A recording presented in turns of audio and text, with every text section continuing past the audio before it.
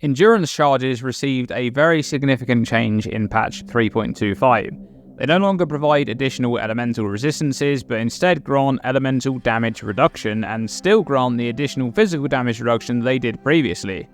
Now, in my last video, I did a bit of an overview of some of the basic defensive meta changes from 3.24 to 3.25, and a lot of the discussion that spawned from that video was about the endurance charge change and how to fit endurance charges into certain builds, especially those that are not originating on the lower left quadrant of the passive skill tree. So in this video, I'm going to be discussing the importance of endurance charges as a basic defensive layer in any build in 3.25 and how you can apply them to your build, even if you're on the complete opposite side of the passive skill tree. So in 3.25, endurance charges now grant 4% additional physical damage reduction and 4% elemental damage reduction. There's a default maximum of 3 charges. Each charge lasts for 10 seconds by default, and gaining a new charge resets the duration for all charges of that type. Let's first take a look at how these charges function alongside other defensive layers. For the additional physical damage reduction, this is a stat which is added to the physical damage reduction provided by armor. First, armor's physical damage reduction is calculated using this formula, where A is the total armor and D is the total physical damage of an incoming hit. Once this percentage of physical damage reduction is calculated, all sources of additional physical damage reduction are added together, and then they're added directly to this percentage to provide a final total physical damage reduction against a hit. And this is capped at a maximum reduction of 90%. Unlike armor though, additional physical damage reduction also provides this mitigation against physical damage over time, such as bleeding or corrupted blood. Now, for the other component of endurance charges, that's the elemental damage reduction, this works a bit differently in that it's not additive with elemental resistances and instead provides multiplicative damage reduction. For example, an incoming hit of elemental damage is first mitigated by resistances, and the resulting damage is then mitigated by elemental damage reduction. Both resistances and elemental damage reduction are each capped at a maximum of 90%. So, the importance of using endurance charges was magnified in 3.25 for a few reasons. Firstly, whilst additional physical damage reduction was always a very powerful stat to have, the elemental resistances that these endurance charges used to provide were almost always a wasted stat on builds that weren't specializing into charges. But now with elemental damage reduction on board, these charges are just so incredibly useful to every build. On top of that, the methods of shifting physical damage to be taken as elemental damage have been significantly nerfed, and many builds are struggling against physical damage more so than before, which is another reason to pick up endurance charges. No matter the reason or the build, you're going to need to find a way to get these charges into the build. So let's take a look at some of those methods. And to be clear here, we are going to be focusing on most of those non-lower left side passive tree builds because it's those that need to use some alternative methods to obtain these charges. Firstly, let's look at one of the most basic ways to obtain endurance charges. That's by crafting minimum charges on your rings or amulet, and this craft is unlocked by unveiling betrayal jewellery, and it's a great way to get charges into your build, especially early on in progression. And whilst it may seem a bit trivial for the amount of damage reduction each charge provides, even fitting just 2 minimum charges into your build is going to be very beneficial. But minimum charges also have another benefit going for them, and that's the fact that they cannot be removed by monsters. You can encounter the charge removal rare monster modifier, which does exactly what it says. That monster's hits will remove charges from you.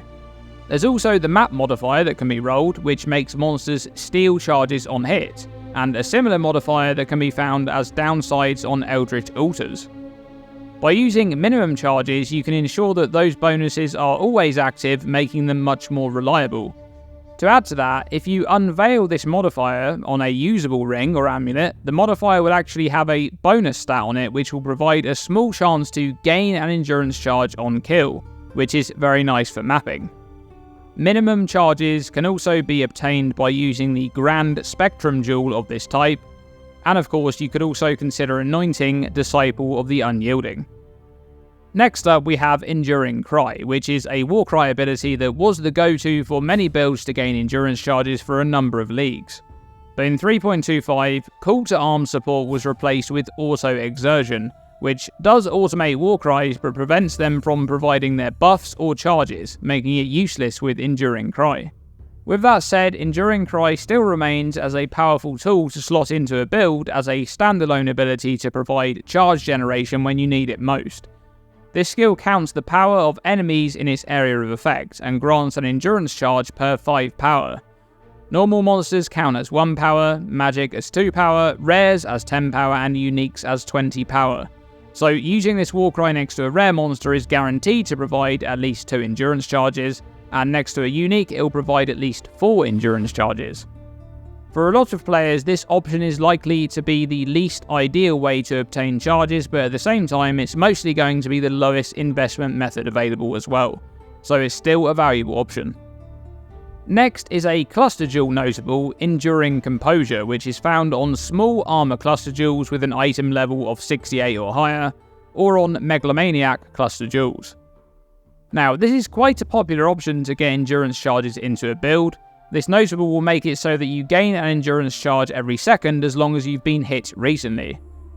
Something that should be noted here, especially with this patch in mind as a lot of builds are using block, blocking a hit still counts as being hit, so Enduring Composure will grant charges after you've blocked a hit, even if you took no damage. Now, the main problem with Enduring Composure is its reliability outside of self-hit mechanics. For builds using things like Bone Shatter, Forbidden Rite, Echoes of Creation, Storm Secret, anything that regularly causes a self-hit, this is a fantastic choice to get endurance charges into that build. I'll link the PoE wiki page in the description below for self-hit mechanics if you're interested to see what other choices there are for use with this method.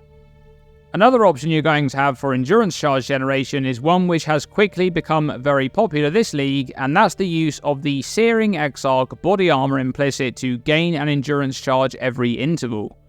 This modifier begins at a charge generated every 15 seconds at its lowest tier, scaling up to every 10 seconds at its highest tier. Now, as mentioned earlier, gaining a new charge will reset the duration of existing charges of that type. So if you can gain enough increased endurance or generic charge duration, you'll be able to use this method to maintain endurance charges outside of the rare case mentioned earlier where you find a monster which stripped your charges. The default base duration is 10 seconds, so you need to boost this duration to be slightly longer than the interval to be able to maintain and gain up to your maximum charges. Charge duration is not scaled by skill effect duration modifiers, so you'll need to find these stats elsewhere. For builds on the lower or left side of the passive tree, most of the small nodes leading to the maximum endurance charges grant increased endurance charge duration, but what about builds elsewhere on the tree? For the Trickster, the Swift Killer Ascendancy notable grants 200% increased charge duration for all types, to easily solve this method using the Eldritch implicit on body armors. There's also the Charge Mastery, which can be accessed in 3 locations on the passive skill tree.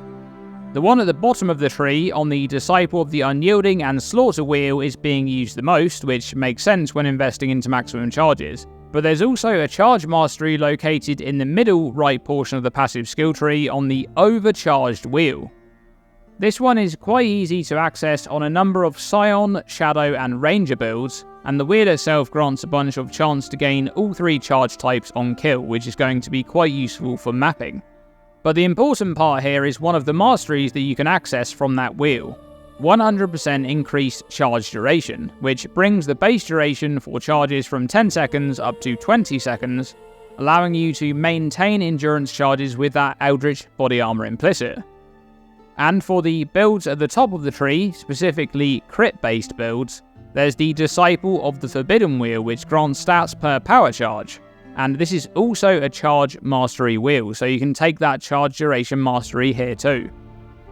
Now, there are a bunch of other ways to generate charges which are more niche or build specific, but the ones mentioned in this video are a bit more broad in terms of application, so you should be able to take one of these methods and fit endurance charges into your build if you haven't already.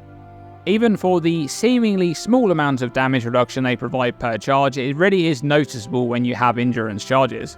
They're just very powerful this league, and I think it's something that you'll want to be making use of on pretty much every build. So grab yourself some endurance charges today, you won't regret it. Thank you for watching this video, and thank you for your ongoing support. As always, stay tuned and stay safe.